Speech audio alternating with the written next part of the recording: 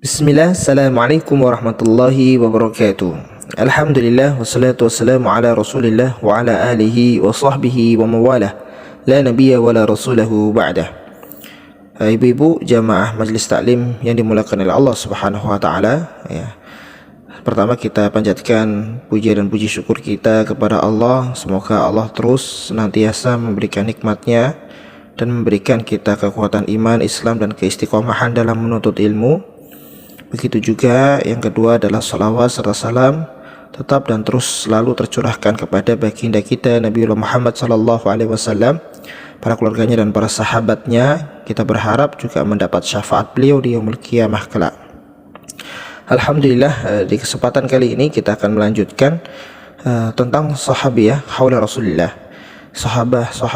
Sahabiyah di antara Rasulullah. Ini adalah sahabiyah yang mulia, dan kita mengawali daripada ibunda kita Khadijah binti Khuwailid, kemudian juga Saudah binti Zam'ah. Ini adalah istri Rasulullah, dan beberapa nanti kedepannya juga dimulai dari istri Rasulullah sebelum masuk ke sahabat yang lain. Dan kita masuk yang ketiga, ini adalah sahabiyah yang mulia, Aisyah binti Abu Bakar, sahabiyah yang paling dicintai, yang sekaligus menjadi istri Rasulullah, istri satu-satunya yang perawan, dan istri yang mana Rasulullah paling ia cintai. Karena wajar bapaknya, ini adalah Abu Bakar As-Siddiq, adalah manusia atau seseorang yang paling dicintai oleh Rasulullah SAW. Sampai suatu saat Rasulullah bersabda, hadis ini dari Abu Sa'id Al-Khudri yang diriwayatkan oleh Bukhari dan Muslim, bahwasanya sungguh di antara orang yang paling murah hati kepadaku dalam persahabatan dan harta benda adalah Abu Bakar. Andai aku boleh mengambil seseorang kekasih selain Robku, tentu akan aku jadikan Abu Bakar sebagai kekasihku. Ini adalah ekspresi cinta daripada, cinta sekaligus kasih sayang daripada Rasulullah kepada Abu Bakar. Tentunya anak dari Abu Bakar, yakni Aisyah binti Abu Bakar, menjadi putri, menjadi permaisuri yang sangat dicintai oleh Rasulullah. Beliau selagi takwa dan wanita yang suci, warok. Warok ini yang luar biasa, nanti akan terlihat bagaimana di akhir, di waktu Rasulullah sakit sebelum wafatnya. Ini sikap-sikap warok daripada Aisyah, ini terlihat zuhud, ini menuruni sifat daripada ayahnya. Aisyah radhiyallahu taala anha posanya besar dan dididik oleh seorang sahabat yang mulia, ini adalah Abu Bakar As-Siddiq, seorang sahabat yang luar biasa. Dan ibunya adalah Ummu Rauman binti Amir, yakni istri daripada Abu Bakar. Ini seorang sahabiah juga. Bahkan kakek neneknya jelas Abu Quhafah, dan neneknya Ummul Khair, wanita yang luar biasa. Begitu juga dengan kakaknya, kalau dalam riwayat Asma binti Abu Bakar, ini dijuluki sebagai Dzatun Nitaqain. Jaraknya sekitar 10 tahun lebih tua daripada Aisyah. Anaknya saleh dari orang tua yang saleh. Hadis yang diriwayatkan oleh Anas bin Malik, Rasulullah bersabda, umatku yang paling sayang terhadap umatku yang lain adalah Abu Bakar.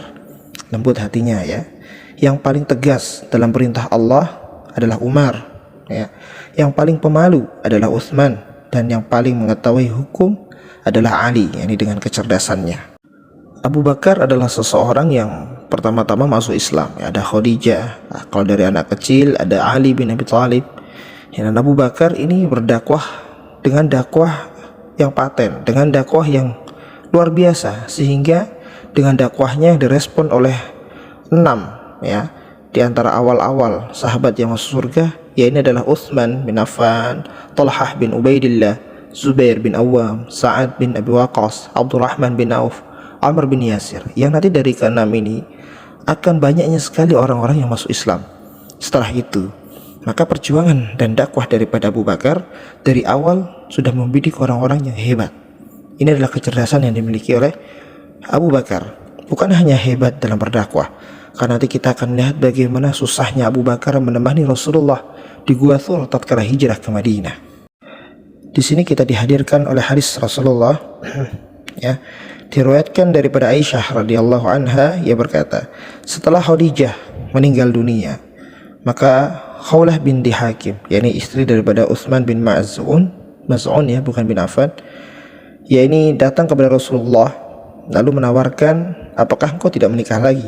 Ya, baik, maka Rasulullah menjawab, dengan siapa? Ya, maka Khawlah ini menyodorkan, yang perawan ada, yang janda pun juga ada.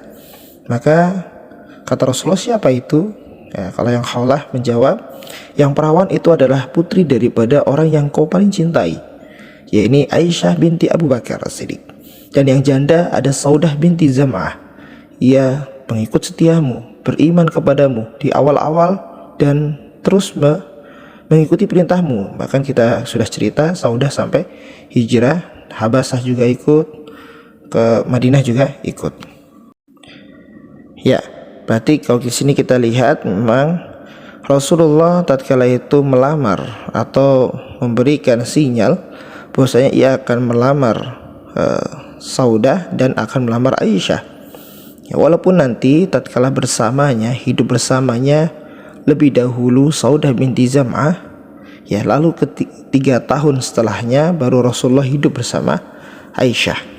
Ya, dan tatkala itu Khawlah juga menuturkan, ya, dan menemui daripada ibundanya, ya, Ummu Rauman ini, tentang Aisyah, ya, bahwasanya dilamar oleh Rasulullah. Tapi Ummu Rauman ini tetap menghormati Abu Bakar dan menunggu bahwasanya Abu Bakar kembali. Dan tatkala sudah datang, maka Khawlah menuturkan hal itu, wahai Abu Bakar, kebaikan dan keberkahan apa kiranya yang Allah masukkan ke tengah-tengah keluarga kalian? Maksudnya Rasulullah itu melamar daripada Aisyah. Nah, di sini Abu Bakar As-Siddiq bertanya, ya, apakah Aisyah pantas untuk beliau? Ya, ini adalah Rasulullah. Sementara Aisyah ini adalah putri dari saudaranya sendiri. Maksudnya adalah Abu Bakar dan Rasulullah sudah sedekat seperti saudara. Ya, sedangkan mana mungkin, ya, saudara dengan saudara, ya, karena kedekatan itu. Maka karena memang hanya sahabat, kedekatan yang luar biasa, dan ya insya Allah kalau itu memang yang diinginkan Rasulullah, Abu Bakar siap. Ibu-ibu yang Allah muliakan, ya, di dalam buku ini sampai diceritakan bagaimana Rasulullah hijrah ke Madinah, ya.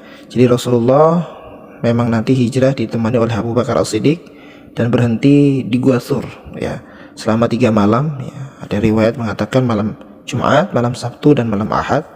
Memang sebelumnya jauh-jauh hari kaum musyrikin Quraisy di parlemen Mekah, Darun Nadwah, mereka berencana jahat untuk membunuh Rasulullah. Dan kala itu memang Rasulullah di rumahnya 3 hari kepung digantikan oleh Ali bin Abi Thalib, dan Rasulullah keluar. Dan ternyata apa yang direncanakan mereka gagal. Allah menurunkan ayat surah Al-Anfal ayat 30. Wa yamkuru bikal ladina kafaru liyuthbituka aw yaqtuluka aw yukhrijuk wa yamkuruna wa yamkurullahu wallahu khairul makirin. Tentunya makar Allah, rencana-rencana Allah itu lebih manis daripada rencana buruk mereka. Jadi kaum Quraisy gagal total untuk membunuh Rasulullah. Dan mereka kebingungan. Sampai tatkala itu Abu Jahal datang kepada rumah dari Abu Bakar. Maka kalau musuh-musuh Allah, ya, musuh-musuh Rasulullah, kaum musyrikin Quraisy tahu, ya, kalau kalau mencari Rasulullah, mencari Muhammad, maka kalau tidak ada pasti ia akan di rumahnya Abu Bakar, karena Abu Bakar adalah sahabat terdekatnya. Ya, kita lihat di sini perjuangan daripada Asma. Ya, Asma tidak mau berbicara, kemana bapakmu? Hingga ditampar kelas, ya, hingga antingnya terlepas. Nah, ini di Sirah Ibnu Hisham dijelaskan begitu. Saking membelanya, bagaimana ia menjaga rahasia daripada ayahnya ini. Ya, jadi luar biasanya Abu Bakar memiliki anaknya yang militan-militan. Bukan hanya itu, ya, bahkan Asma binti Abu Bakar sesekali datang membawakan makanan, ya. Maka tatkala itu pernah juga di waktu awal berangkatnya, Asma ini membelah ikat pinggangnya, maka disebut sebagai Zatun Nitaqain, Zatun Nitaqain, pemilik 2 ikat pinggang. Jadi pinggangnya dicopot, dibelah, lalu dipakai untuk mengikat bekal makanan yang akan dibawa. Nah, ini singkat cerita daripada persiapan yang luar biasa daripada keluarga Abu Bakar As-Siddiq. Ya, Masya Allah sekali kita lihat bagaimana persiapan daripada hijrah, ya, hingga nanti hiruk pikuk dan kekhawatiran dialami oleh Abu Bakar, yang mana ia bukan khawatir terhadap dirinya, tetapi khawatir terhadap Rasulullah hingga Abu Bakar mengatakan, ini sudah hampir ketahuan nih, kalau mereka lihat ke bawah maka kita akan ketahuan. Tapi Rasulullah menenangkan, fama dzannukum, ya, apa pendapatmu antara dua orang, wallahu thalithuhuma, tetapi Allah nanti antara keduanya. Ya, jadi tenang, ada Allah, ya. Ya, wala tahzan innallaha ma'ana. Ini yang disampaikan oleh Rasulullah kepada Abu Bakar. Singkat cerita, lalu tibalah pada hari Senin tanggal 8 Rabiul Awal tahun ke-14 kenabian, ya. Maka setelah itu hijrah kepada negeri yang dinamakan Yathrib, kota Yathrib yang diganti dengan kota Madinah namanya. Ya, kemudian lalu Rasulullah singgah di kediaman Abu Ayyub Al-Ansari. Ini sahabat yang luar biasa. Dari banyaknya sahabat, Rasulullah memilih menginap di rumah sahabat ini. Setelah beberapa hari, Saudah istri beliau tiba juga di Madinah, disertai dua putri beliau, ini Fatimah dan Ummu Kulsum, dan Usama bin Zaid ini, dan Ummu Aiman, dan beberapa rombongan lainnya, ya, seperti Abdullah bin Abu Bakar, nyusul Rasulullah SAW. Bagaimanapun Rasulullah SAW mengetahui dan menghargai usia Aisyah yang tentunya masih kecil, ya, masih 9 tahun, sudah berumah tangga, ya. Bahkan diriwayatkan daripada Aisyah radhiyallahu anha, ya, ia berkata Rasulullah SAW pulang dari perang Tabuk atau Khaybar. Di depan pintu rumah terdapat tirai, lalu angin berhembus, ya, menyingkap boneka-boneka milik Aisyah yang ada di ujung tirai itu. Ya, lalu Rasulullah bertanya, apa ini Aisyah? Ya, ini boneka-bonekaku, kata Aisyah. Di antara boneka itu, ya, Rasulullah melihat ada kuda yang memiliki dua sayap, ya, dari kertas. Ya, beliau bertanya, yang aku lihat di tengah-tengah ini apa? Ya, ini kuda. Ya, ini apa? Ini sayapnya, dua sayapnya, kata Aisyah. Ini dialognya seperti itu. Ya, kata Rasulullah, kuda punya sayap. Ya, maka Aisyah pun menjawab, apa kau tidak mendengar kalau Sulaiman punya kuda bersayap? Nah, balik, ya. Jadi setelah itu langsung tertawa, tersenyum, ya. Ya, tentunya memang Aisyah, ya, disiapkan betul untuk menjadi penerus dan sumber daripada ilmu sepeninggalan Rasulullah. Maka tak heran banyaknya para sahabat nanti tatkala sepeninggalan Rasulullah, sahabat banyak bertanya perihal, ya, tentang fikih kepada ibunda kita Aisyah. Karena ibunda Aisyah adalah seorang istri yang betul-betul nanti membersamai dan mengetahui persis akhlak Rasulullah. Bahkan diriwayatkan daripada Aisyah, ia berkata Rasulullah tidak pernah memukul apapun dari tangan beliau, tidak juga seorang wanita ataupun pelayan, kecuali saat beliau berjihad di jalan Allah. Beliau tidak pernah membalas siapapun yang menyakiti beliau, kecuali jika ada sebagian dari kesucian-sucian Allah yang dilanggar, saat itu beliau baru membalasnya. Ya, di sini diriwayatkan oleh Imam Muslim. Dan bahkan ada beberapa sahabat yang menanyakan tentang akhlak Rasulullah. Maka Aisyah menjawab, kana khuluquhul Quran. Dan itu sudah disampaikan di dalam firman Allah surat Al-Qalam ayat 4. Wa innaka la'ala khuluqin azim. Dan sesungguhnya kamu benar-benar berbudi pekerti yang sangat agung. Aisyah adalah istri Rasulullah satu-satunya yang perawan, ya, karena yang lainnya adalah janda. Dan Aisyah memiliki sifat pencemburu, ya, sangat pencemburu, ya. Khadijah sekalipun pernah dicemburuinya, Hafsah, bahkan Maria Al-Qibtiyah nanti juga dicemburinya.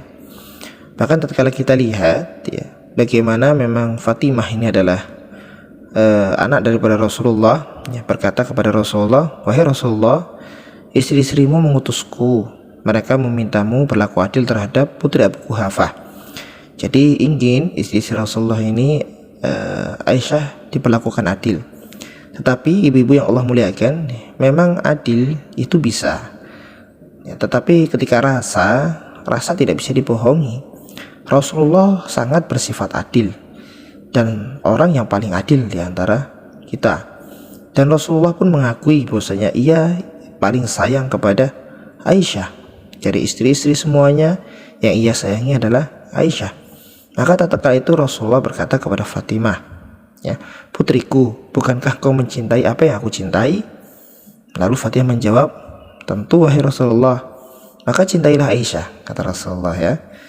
Nah, di sini juga ada Zainab, ya, menginginkan keadilan, tetapi Rasulullah sama juga ingin membuktikan bahwasanya ya Rasulullah tetap adil, tetapi ketika rasa mencintai tetaplah Rasulullah lebih mencintai istrinya, ya, ini adalah ibunda Aisyah binti Abu Bakar radhiyallahu taala anha. Yang spesial daripada ibunda kita yang satu ini adalah bagaimana Jibril alaihissalam mengucapkan salam kepada Aisyah. Ini adalah sebuah keutamaan besar di samping serangkaian keutamaan yang lain yang Aisyah miliki. Jibril alaihissalam mengucapkan salam kepadanya. Nah, ini tentu sebuah kedudukan yang tinggi. Diriwayatkan dari Ibnu Syihab, Abu Salamah berkata, Aisyah berkata, suatu hari Rasulullah SAW berkata, wahai Aisyah, ini Jibril yang mengucapkan salam kepadamu. Maka Aisyah menjawab, alaihissalam atau waalaihissalam warahmatullahi wabarakatuh. Ibu-ibu sekalian yang Allah muliakan, jadi di sini dirangkum tentang sifat-sifat yang hanya dimiliki daripada ibunda kita Aisyah, ya. Maka Abdullah bin Sofwan bertanya, apa saja itu wahai ummul mukminin? Ya, jadi Aisyah menjawab, yang pertama, malaikat Jibril datang membawa gambarku kepada Rasulullah. Yang kedua, Rasulullah menikahiku saat aku berusia 7 tahun, ya, jadi 7 tahun dilamar, kemudian 9 tahun bersama, ya. Aku diserahkan kepada beliau saat berusia 9 tahun, ya. Kemudian yang ketiga, beliau menikahi aku dalam keadaan perawan. Beliau tidak memiliki istri perawan selainku. Nah, yang keempat, suatu ketika wahyu turun kepada beliau saat aku bersama beliau dalam satu selimut. Nah, yang kelima, aku adalah salah seorang yang beliau paling cintai. Sejumlah ayat-ayat Al-Quran diturunkan berkenaan tentangku, di mana umat hampir saja biasa karenanya. Yang keenam, aku pernah melihat Jibril, ya, dan tidak seorang pun di antara istri-istri beliau yang melihatnya selain aku, yang tadi kita kisahkan, ya. Dan yang ketujuh, beliau meninggal dunia di rumahku. Tidak ada seorang pun yang berada di dekat beliau selain aku dan malaikat maut. Ya, nanti bahkan diriwayatkan di pangkuan daripada ibunda kita Aisyah radhiyallahu taala anha. Ya, di sini ada hadis menarik yang diriwayatkan daripada muttafaqun alaih, ya, Bukhari Muslim, ya, dari Abu Hurairah, dari Rasulullah, beliau bersabda, andai aku memiliki emas sebesar gunung Uhud, tentu aku ingin agar tidak berlalu 3 malam sementara aku masih memiliki sedikit pun daripada emas itu, selain sebagian yang aku simpan untuk membayar hutang. Maksud hadis ini adalah kebiasaan daripada ibunda Aisyah dan Rasulullah, mereka tidak biasa menyimpan harta sampai selama itu, ya. Maka kalaupun ada, ya untuk membayar hutang. Nah, ini jangan sampai kita menimbun harta, ya. Dan kemudian ada lagi riwayat yang luar biasa diriwayatkan oleh daripada Aisyah, Rasulullah meninggal dunia sementara di rumahku tidak ada satu makanan pun yang bisa dimakan makhluk hidup selain sebagian gandum saja yang ada di laciku. Jadi sisa gandum yang ada di laci, aku memakan gandum itu, ya, hingga beberapa hari. Nah, tentu ini adalah menjadi hal yang luar biasa, ya, bahwasanya Aisyah dan Rasulullah zuhudnya luar biasa. Istri yang bisa diajak zuhud, yang bisa diajak wara', ya, tentunya siapa lagi kalau bukan Aisyah. Ya, diriwayatkan lagi daripada Imam At-Tirmidzi bahwasanya dari Abdullah bin Mas'ud, dia berkata, Rasulullah itu tidur beralaskan tikar. Lalu tatkala beliau bangun dan tikarnya itu membekas di sisi tubuh beliau. Lantas, ya, kami berkata, wahai Rasulullah, andaikan kami membuatkan hamparan untukmu, maka kami akan siap membuatkan itu. Maka Rasulullah menyaut, mali wa malid dunya, urusanku apa dengan urusan dunia ini, ya. Bahwasanya Rasulullah di dunia ini, ya, aku di dunia ini tidak ubahnya seperti pengendara, ya, karakib, ya, pengendara saja, ya, istadalla tahta sajarah, yang bernaung di bawah pohon, tatkala itu summa raha fataraka, istirahat sebentar lalu pergi meninggalkan pohon itu. Inilah Masya Allah tentang bagaimana perjuangan Rasulullah SAW membawa beban berat dengan orientasikan akhirat. Ibu-ibu yang Allah muliakan, tentu bicara daripada kisah Aisyah binti Abu Bakar tidak terlepas daripada kisah hadisul ifki. Ya, ini adalah tuduhan daripada penyimpangan atau perbuatan buruk yang dilakukan pada Aisyah, padahal ini hanya fitnah yang dibesar-besarkan. Tatkala itu memang Aisyah tertidur dan tertinggal oleh rombongan, ya. Lalu kemudian datanglah Safwan bin Mu'attal, ya, As-Sulami Az-Zakwani, ya, karena memang berada di belakang rombongan. Nah, jadi ini lalu Masya Allah, ya, tatkala itu memang banyaknya beredar isu, ya, yang beredar, hatta Abu Bakar sendiri pun marah. Tapi hebatnya Rasulullah diam, karena tahu Rasulullah takut ini berita benar atau tidak. Rasulullah diam, walaupun ya sebetulnya sangat kecewa. Tetapi inilah sikap dari seorang suami yang tidak langsung menghakimi seorang istri tatkala berbuat salah. Dan di dalam buku ini kita diajak bagaimana tatkala Rasulullah sebelum wafatnya, ya, beliau beriktikaf 10 hari di bulan Ramadan, dan bahkan di tahun terakhir beliau beriktikaf 20 hari, serta Jibril membacakan Al-Quran kepada beliau 1 kali setiap tahunnya di bulan Ramadan selesai, ya. Bahkan di akhir tahunnya ini sebanyak 2 kali khatam. Dan ini adalah tanda-tanda kesedihan yang luar biasa, ya. Tatkala Nabi menunaikan haji, yes, pada tahun ke-10 Hijriah, beliau bersabda, ambillah dariku manasik-manasik kalian, khudhu manasikakum, ya, karena Rasulullah mengira bahwasanya ya aku mungkin tidak berjumpa dengan kalian setelah tahun ini. Lalu turunlah ayat, ya, Al-Maidah ayat 3 itu, ya, al-yawma akmaltu lakum dinakum wa atmamtu alaikum ni'mati wa raditu lakumul Islam madina. Ibu-ibu yang Allah muliakan, diriwayatkan daripada Aisyah, ya, Nabi Allah menyuruhku menyediakan emas yang kami miliki saat beliau sakit. Saat siuman, beliau bertanya, bagaimana emasnya? Apakah kalian sudah sedekahkan? Kondisimu yang kulihat membuatku sibuk sehingga tidak sempat menyedekahkan emas itu, jawab Aisyah. Maka bawa kemari, kata Rasulullah.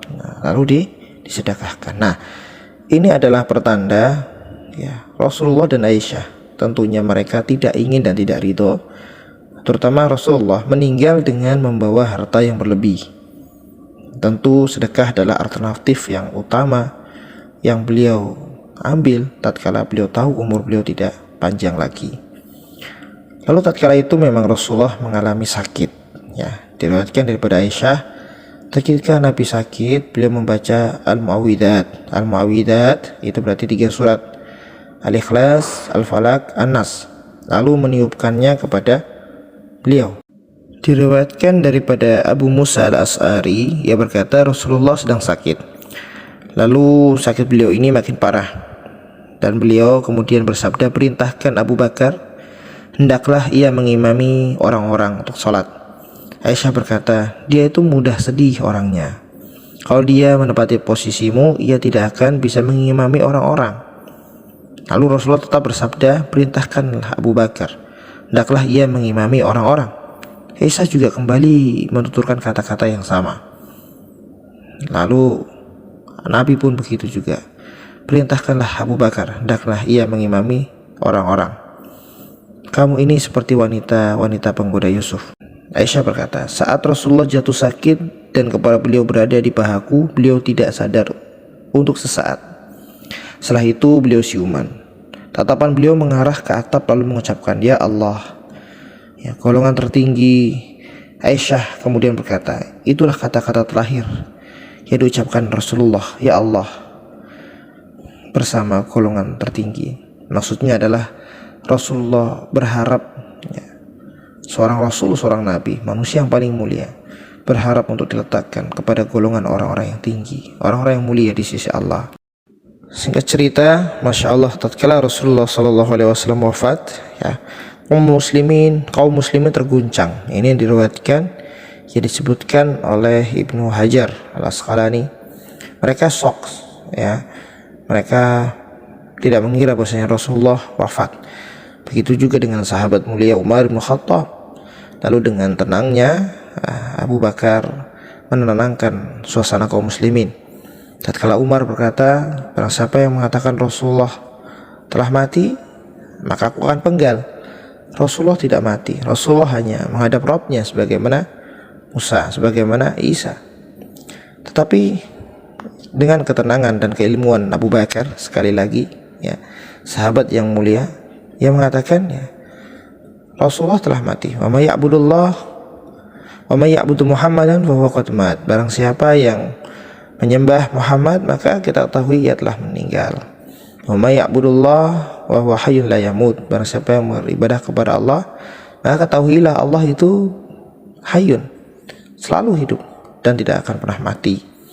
Ya, wa ma Muhammadun rasul qad khalat min qablihi rusul afa imata aw qutila qalabtum ala aqabikum wa may yanqalib ala aqibai fala yadurrullaha syai'a fajzillahu syakirin. Yang disebutkan bahwasanya Muhammad adalah seorang rasul. Wa ma Muhammadun illa rasul qad khalat min qablihi rusul. Dan sebelum-sebelumnya juga telah ada beberapa rasul. Afa imata aw qutila qalabtum ala aqabikum.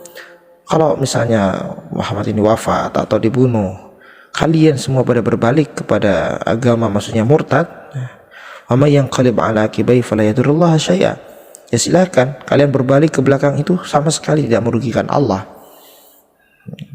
Ya, jadi ini adalah tantangan besar nanti kepemimpinan Abu Bakar As-Siddiq. Bahwasanya banyak nanti kaum murtadin, kaum yang tidak mau membayar zakat, dan juga ada kaum yang mereka murtad daripada Islam.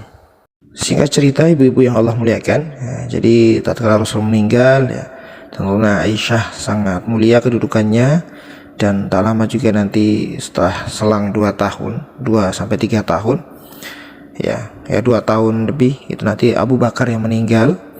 Ya, Masya Allah ini. Dan kemudian memang Aisyah nanti hidup sampai di zaman Ali, ya, sehingga waktu itu terjadi fitnah yang luar biasa, ya, sahabat dengan sahabat ini ada peperangan, perselisihan, yang mana sebetulnya di perang Jamal itu Ummahatul Mukminin ini, ya, ibunda kita Aisyah tidak ingin untuk itu. Dia hanya ingin bagaimana penindaklanjutan daripada pembunuh Utsman bin Affan, ya, dikisos, ya, ditindaklanjuti. Tetapi qadarullah ma syafa'al, di sana memang banyaknya fitnah-fitnah, bibit-bibit kemunafikan dan perceraian, perselisihan, perpecahan di kalangan kaum muslimin, sehingga terjadilah perang tersebut, ya. Itu antara memang ibunda kita Aisyah dengan nanti kelompok yang membela Ali bin Abi Thalib. Nah, kemudian kita lihat bagaimana ibunda kita Aisyah, ya, wafat, ya, pada bulan Ramadan, ya, 59 Hijriah, ya, pada tanggal 17 Ramadan, malam Selasa, ya. Dan kemudian dimakamkan di Baqi. Ya, jadi alhamdulillah kita sudah menyelesaikan tentang ibunda kita yang tercinta, yang adalah Aisyah binti Abu Bakar. Perjuangannya luar biasa, bahkan keilmuannya disiapkan betul untuk bermanfaat kepada para sahabat yang lain sepeninggalan Rasulullah. Kita walaupun seorang ibu rumah tangga tidak membelenggu kita untuk thalabul ilmi, bahkan itu wajib hukumnya. Untuk apa kita menjadi muslimah yang pandai, yang salehah, yang qanitah, ya, sehingga kita bisa bermanfaat, membawa kebaikan kepada suami terutama maupun keluarga kita, atau yang lebih umum adalah saudara kita dan tetangga kita dan kaum muslimah yang lainnya. Semoga kita diberikan keteguhan seperti Aisyah, dan kita diberikan ilmu sebagai ketakwaan kita kepada Allah Subhanahu wa taala. Qulu qouli hadza astaghfirullah wa lakum. Assalamualaikum warahmatullahi wabarakatuh.